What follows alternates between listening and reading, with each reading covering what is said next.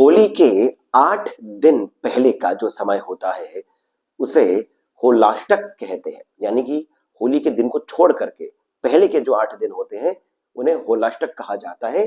इसका आरंभ होता है अष्टमी से, फाल्गुन शुक्ल अष्टमी से ये आरंभ होकर के पूर्णिमा तक चलते हैं। जो मान्यता है वो ये कि ये जो 8 दिन हैं होली से पहले के, ये अशुभ होते हैं और इसी कारण कोई भी नया कार्य नहीं करना चाहिए, कोई भी शुभ कार्य नहीं करना चाहिए। अब यहां पर जो सत्य है वो इस बात से थोड़ा सा अलग है। विपरीत नहीं कहूंगा, उल्टा नहीं कहूंगा, परंतु जो सत्य है वो थोड़ा सा अलग है। और यहां पर बात थोड़ी सी ओवर सिंप्लीफाई होकर के आ जाती है। ओवर सिंप्लीफाई मतलब ये है कि कुछ और बात हो रही है, वो थोड़ा सा उसका एक रहस्य सा आ जाता है, तो वो नहीं बता करके बोल रहे हैं कि अशुभ ही है, तो इस प्रकार से बात आ जाती है। अब इसमें सबसे पहले इस रहस्य, इस पूरी बात को समझने के लिए सबसे पहले हमें इस बात को समझना होगा कि क्या कोई भी दिन, कोई भी तिथि, कोई भी वार अशुभ हो सकता है? अशुभ हो ही नहीं सकता है, एक बात सत्य है। तो फिर ये बात आई भी कैसे कि ये अशुभ है? इसका कारण जो है वो बहुत सरल सा है। होलाष्टक के अंदर इन 8 दिनों में 8 ग्रह जो होते हैं, एक केतु को छोड़ करके बाकी जो अन्य 8 ग्रह हैं ये सभी अपनी दिशा बदलते हैं। आरंभ होता है अष्टमी को चंद्रमा से और फिर ये चलते चलते पूर्णिमा तक आता है। राहु अपनी इस समय, इस दिन, इस तिथि को अपनी दिशा बदलता है। तो चंद्रमा अष्टमी से लेकर के राहु पूर्णिमा तक आठों के आठों ग्रह जो हुए हैं केतु को छोड़ करके ये अपनी दिशा बदलते हैं। अब जब ऐसी खगोलीय घटना होती है, कॉस्मिक तौर पर जब इस प्रकार की घटना होती है कि सारे ग्रह लगभग अपनी दिशा बदल रहे होते हैं, तो इसका जो प्रभाव होता है वो अशुभ नहीं होता है, उग्र हो जाता है। बात यहां पर थोड़ी सी हमें समझनी होगी। उसका जो प्रभाव होता है वो उग्र हो जाता है, अर्थात ये कि बातें आपको ज्यादा चुभेंगी, आपका जो रिएक्शन आएगा वो थोड़ा ओवर द टॉप आएगा।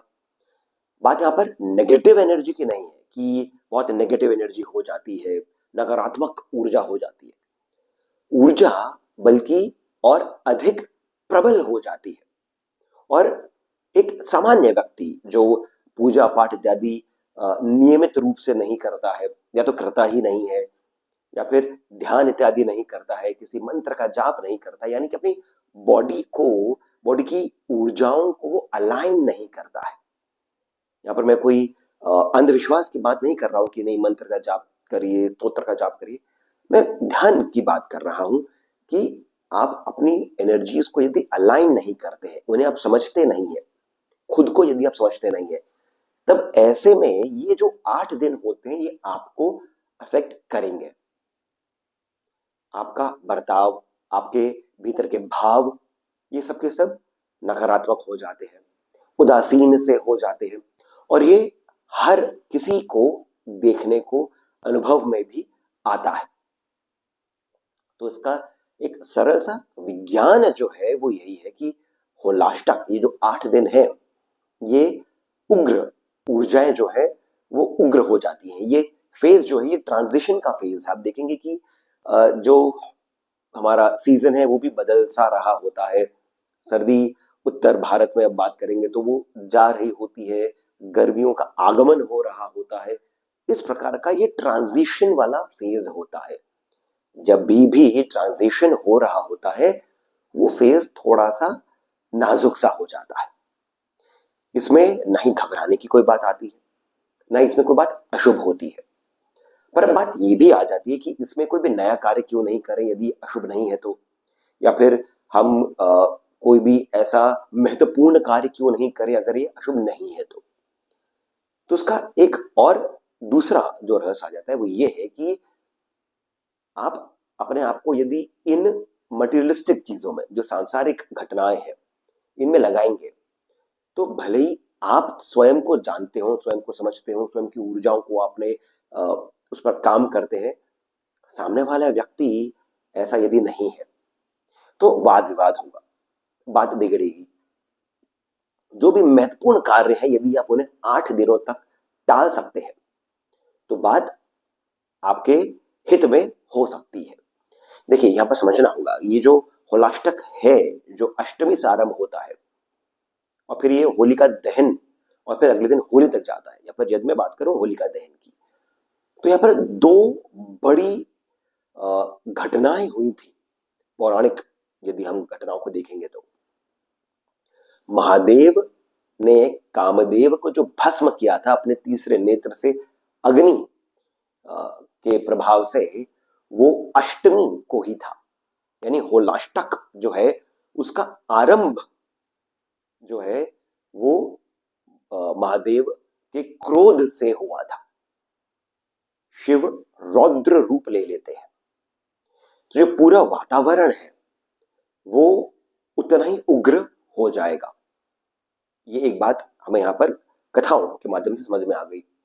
दूसरा ये कि होलिका ने जिस प्रकार का प्रभाव किया था वो सभी ऊर्जाओं को एकत्रित किया था। जितनी भी उग्र ऊर्जाएं होती उन्हें एकत्रित किया था अपने कार्य के लिए, प्रहलाद को भस्म करने के लिए। और इसी कारण वो जो समय होता है, वो जो वातावरण होता है होली से पहले का, बहुत एक डिप सा आ जाता है। भगवान नरसिंह से जुड़ा हुआ ये जो होलिका दहन और प्रहलाद का जो पूरा प्रसंग है, ये भी भगवान नरसिंह यानी भगवान विष्णु के ये लगभग सबसे रौद्र अवतार जो है वो यही है।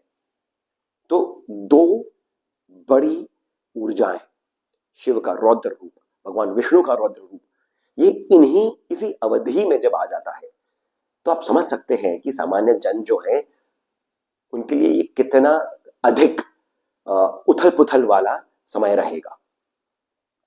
फिर यहां पर एक बात और आ जाती है, जैसे मैंने आरंभ में ही कहा, कुछ भी अशुभ नहीं होता है और ट्रांजिशन हो रहा होता है। ट्रांजिशन जब भी आता है, जैसे कि ग्रहण का समय हो गया है, जैसे कि नवरात्र आ गए हैं, ट्रांजिशन जब भी आता है वो आध्यात्मिक चेतना, आध्यात्मिक ऊर्जा को एकत्रित करके उसको बढ़ाने के लिए होता है।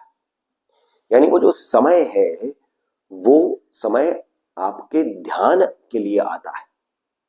इसको यदि आप कहीं और लगाएंगे तो वो एक विपरीत एक परिस्थिति आपके लिए हो जाती है।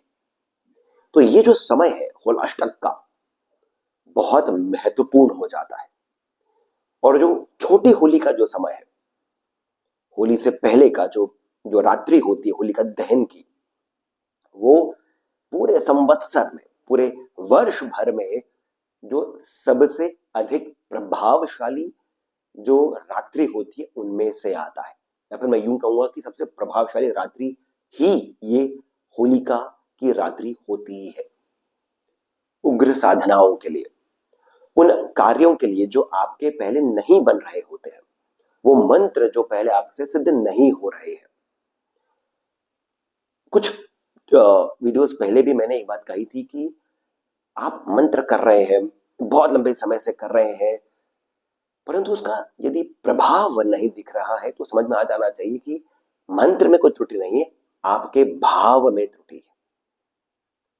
विधि विधान इत्यादि भी ठीक है, परंतु थोड़ा सोचिए, जो ऋषि मुनि इत्यादि पर्वतों पर जाते हैं, क्या उन्हें घी मिलते रहता है? क्या उन्हें फल फूल हर समय मिल जाते हैं? क्या वो कलावा बांध पाते हैं?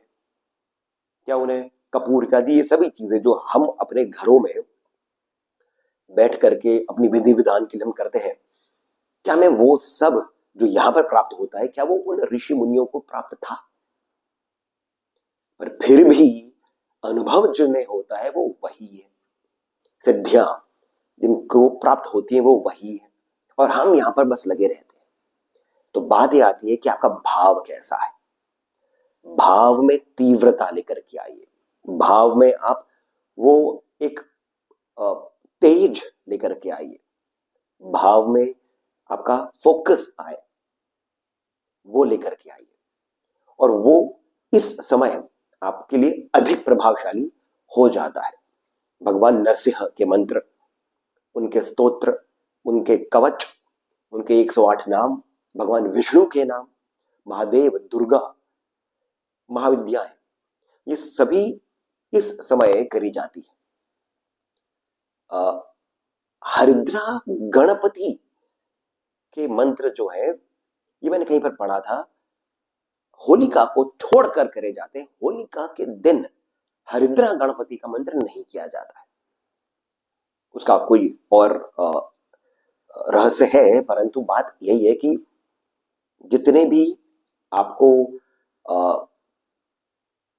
कार्य आपके रुके हुए हैं, बाधाएं रुकी हुई हैं, वो सभी होलिका दहन की रात्रि को यदि आप पूरे भाव के साथ में मंत्र का जाप करते हैं, शाबर मंत्र जो होते हैं उनके लिए भी बहुत उपयुक्त समय आ जाता है, तब आपको इसका प्रभाव अनुकूल रूप से देखने को मिलेगा ही मिलेगा।